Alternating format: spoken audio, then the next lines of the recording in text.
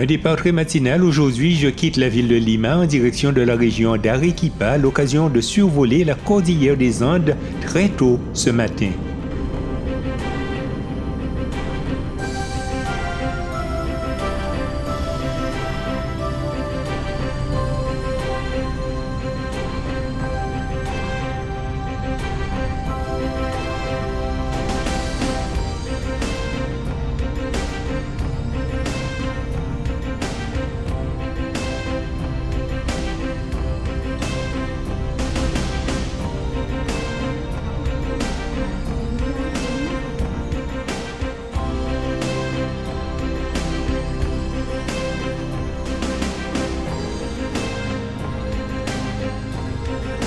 Après avoir survolé la cordillère des Andes, j'arrive à l'aéroport Rodriguez Balón d'Arequipa.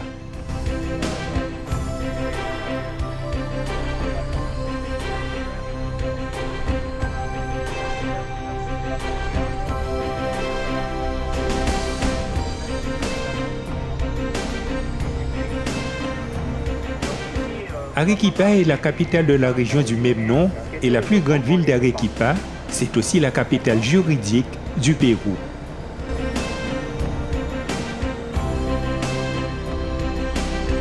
Ici, il y a beaucoup de choses à voir à Arequipa, surnommée la ville blanche du Pérou, mais pour ce 48 heures ici, on ira à l'essentiel.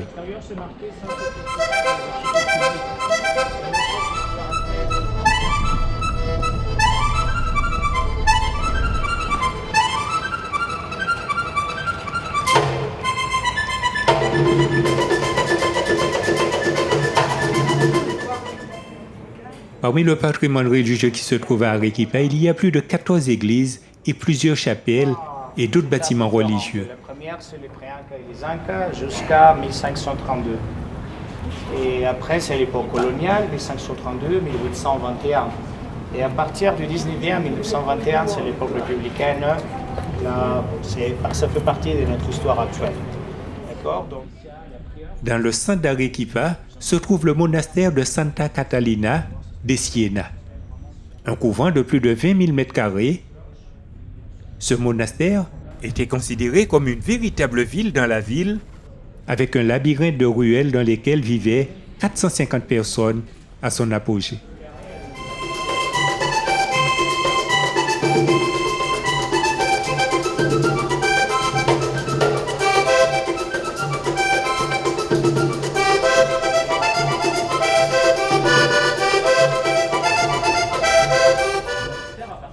Derrière les murs, il y avait des religieuses qui y vivaient, entourées d'un cortège d'esclaves et de serviteurs.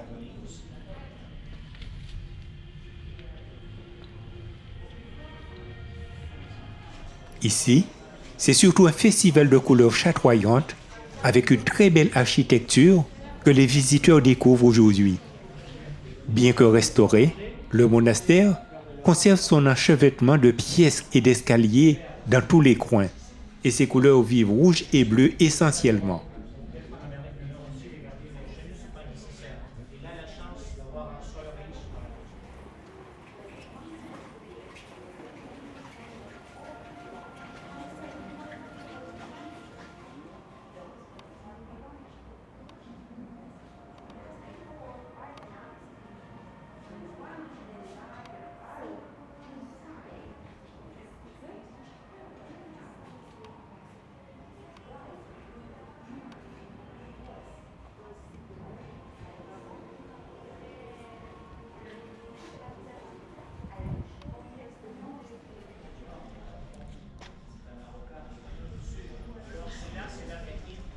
Il fut créé en 1580, très tôt après la conquête espagnole, et acceptait uniquement les nobles venus de riches familles espagnoles.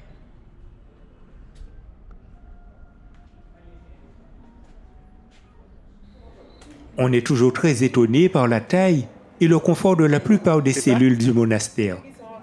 Chacun semble avoir sa propre cour privée à l'intérieur, ainsi qu'une cuisine.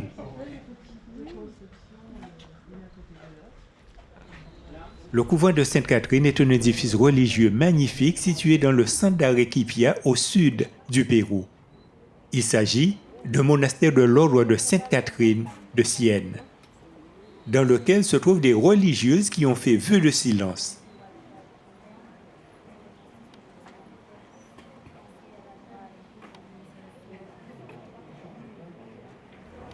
Venez par ici. L'histoire fascinante du couvent de Santa Clara aurait pu être écrite, sombre, secrète, pleine de mystères. L'histoire de ce couvent, c'est la mémoire de ces femmes appartenant à la royauté ou des familles avec beaucoup d'argent. Le monastère ressemble à une forteresse. C'est une belle dédale de cours, de ruelles ou de petites maisons. Certains d'entre eux sont équipés de cuisine, salle de bain, salle de séjour et les chapelles. Ce couvent compte pas moins de 20 000 mètres carrés.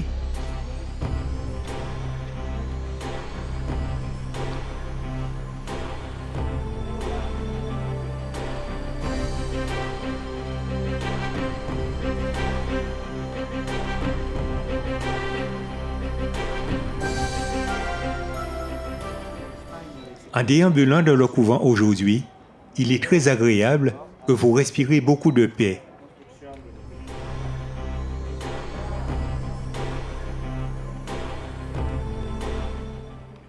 Et l'environnement est très prudent avec beaucoup de plantes.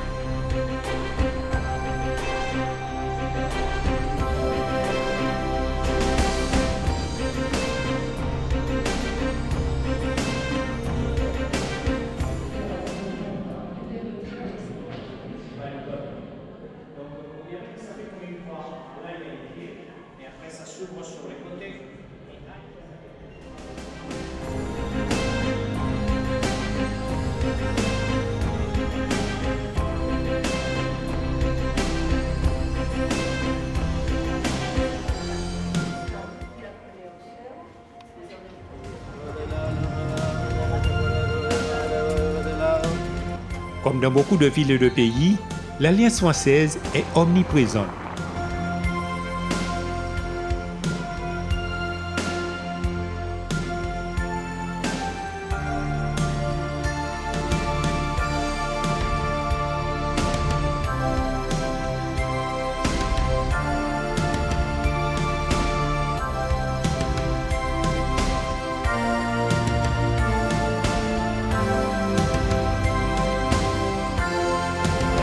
Vous sortez par un côté de la cathédrale.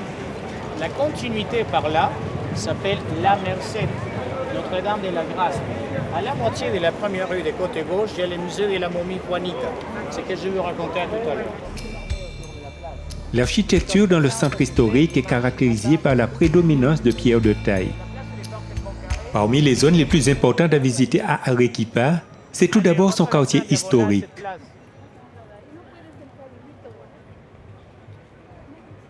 L'architecture dans le centre historique est caractérisée par la prédominance de pierres de taille. C'est une pierre volcanique blanche ou rose qui est résistante aux intempéries et qui surviennent comme une solution structurelle antisismique. Car ici, c'est une terre de grands tremblements de terre et certains d'entre eux ont marqué l'histoire et les lieux que je visite aujourd'hui, ici à Arequipa.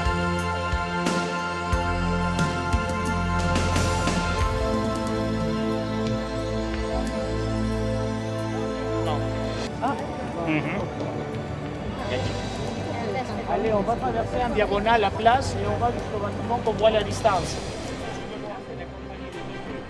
C'est là côté qu'il y a les places. Au centre de la Plaza des Armas, il y a une belle fontaine en bronze de 3 plaques couronnées de la figure d'un soldat.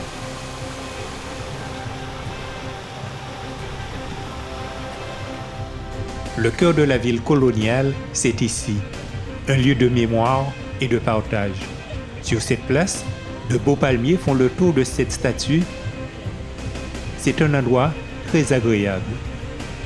Dans son centre, une source à laquelle des centaines de pigeons viennent s'alimenter, des citadins qui profitent de l'environnement pour venir passer du temps avec des amis et la famille, et des touristes qui flânent à longueur de journée à la recherche des meilleures photos souvenirs.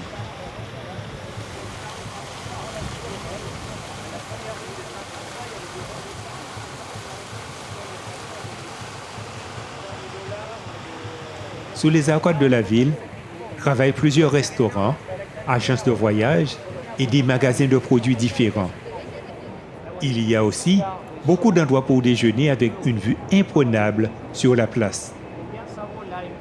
Le centre historique d'Arequipa a été considéré comme patrimoine mondial de l'UNESCO. Sur cette place d'Arequipa, on peut encore remarquer l'influence des Espagnols qui reflètent dans les maisons. L'église Saint-Augustin se trouve dans le centre-ville, quand on rejoint la place des Arbres par les petites ruelles adjacentes, et précisément la Calle Saint-Augustine. C'est l'un des exemples les plus remarquables de l'architecture dite mestizo. À l'intérieur se cachent de toutes belles images et architectures typiques d'Arequipa.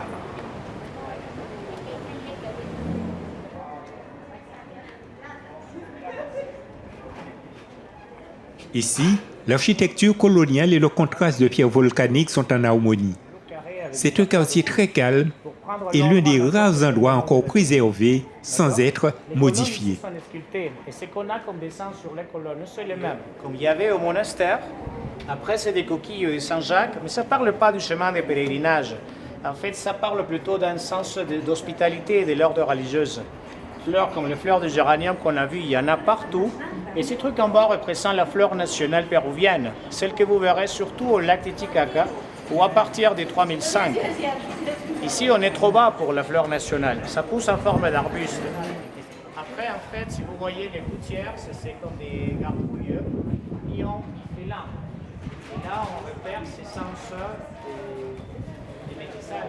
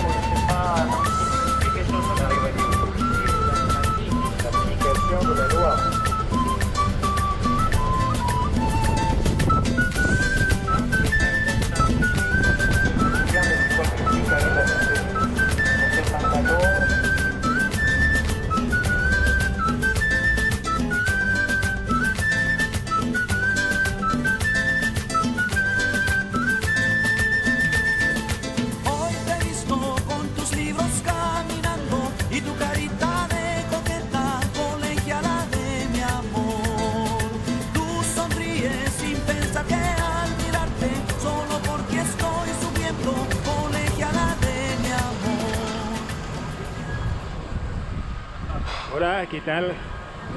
¿Está bien? L'un des grands moments de la journée, nous sommes ici, dans un restaurant de la région. Dans une ambiance animée par un groupe de musiciens péruviens.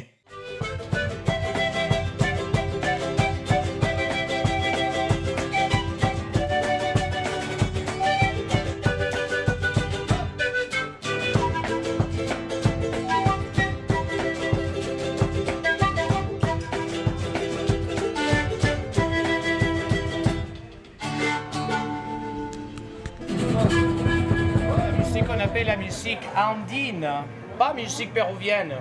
Parce qu'en fait, vous voyez que pas tous les Péruviens aiment ça. Et ça, c'est quand même trop cliché. Je suis sûr que pour vous, venir là au Pérou, c'est écouter ce type d'instrument. Mais pour quelqu'un qui habite là, c'est pas quelque chose qu'on met souvent à la maison. Mais ça fait partie de notre culture. Alors, les instruments le plus important là, c'est la fameuse flûte de pan. Là, les professionnels, ils jouent même 3 rangées en même temps. D'accord? À partir de 2, ça veut dire que c'est quelqu'un qui sait jouer cet instrument. 1, c'est pour les débutants.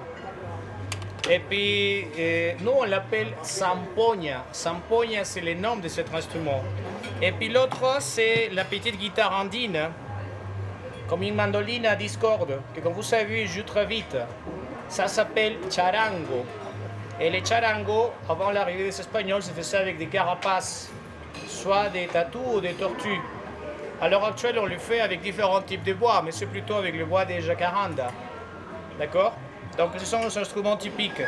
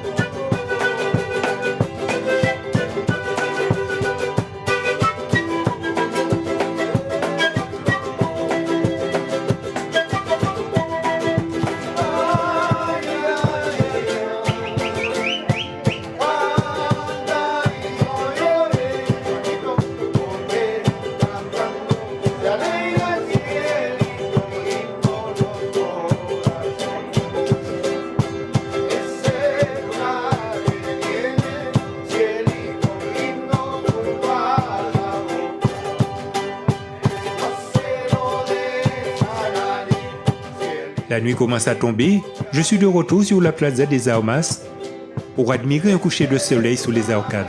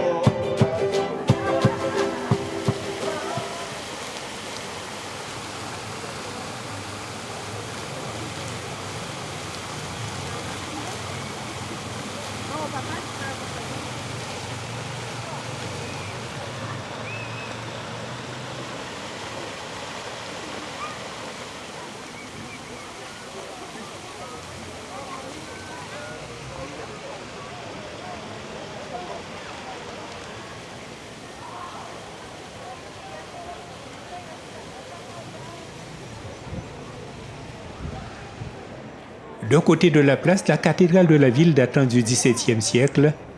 Le bâtiment a dû être reconstruit à plusieurs reprises en raison de nombreux tremblements de terre qui secouent la région d'Arequipa.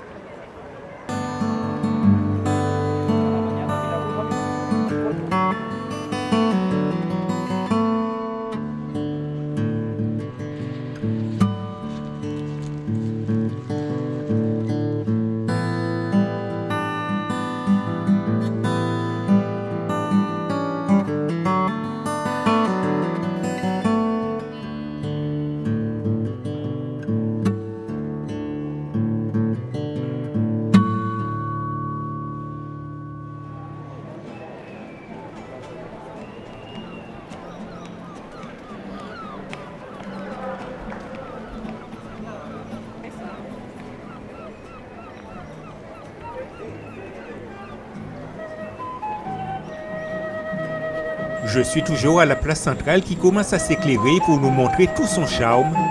Entre arcades et palmistes, de nombreux Péruviens profitent de ce moment de fraîcheur sur les bancs publics. Je profite de ces derniers moments de la journée à les contempler. Pour moi, c'est un vrai moment de calme et de détente avant le dîner.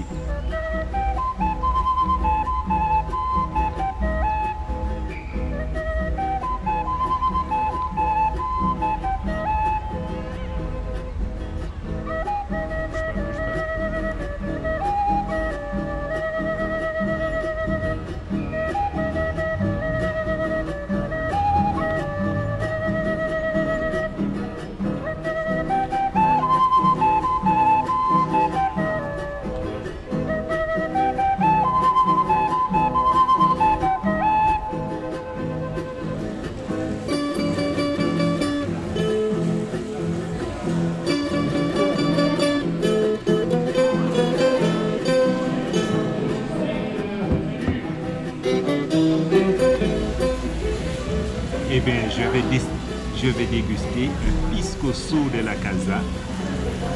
Donc, je ne sais pas qu'est-ce que c'est, on verra bien.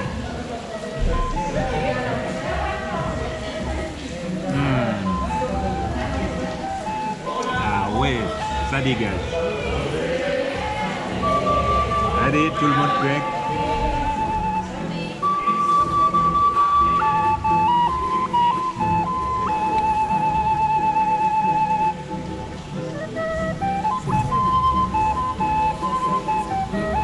C'est très bon, il va falloir en faire davantage. Non, je n'irai pas alcoolique quand même. Encore un petit coup.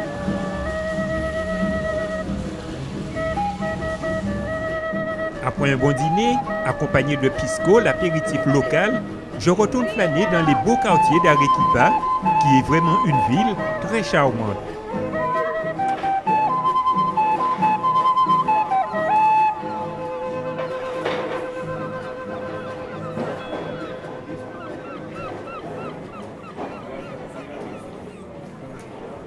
Mes 48 heures se terminent ici et on se retrouve demain pour la découverte de l'Altiplano.